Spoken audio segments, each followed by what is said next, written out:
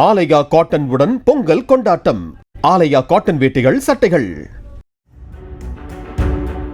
அரசு நிலம், நீர்நிலைகள், பூங்காக்கள் ஆக்கிரமிப்பு தொடர்பாக புகார்கள் வந்தால் 30 நாட்களில் விசாரணையை துவக்கி 3 மாதங்களில் முடிக்க வேண்டும் எனவும், இல்லாவிட்டால் சம்பந்தப்பட்ட அதிகாரிகள் மீது ஒழுங்கு நடவடிக்கை எடுக்க வேண்டும் எனவும் தமிழக அரசுக்கு சென்னை உயர்நீதிமன்றம் உத்தரவிட்டிருக்கிறது.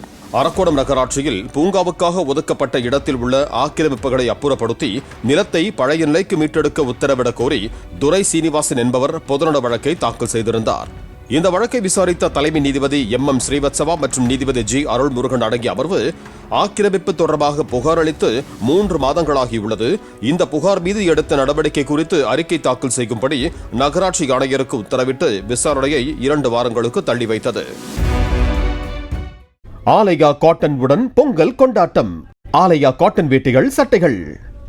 பிளே ஸ்டோர் மற்றும் ஆப் ஸ்டோரில் இருந்து பாலிமர் செயலியை QR கோடு மூலம் பதிவிறக்கம் செய்யுங்கள். செய்திகளை உடனுக்குடன் பெறுங்கள்.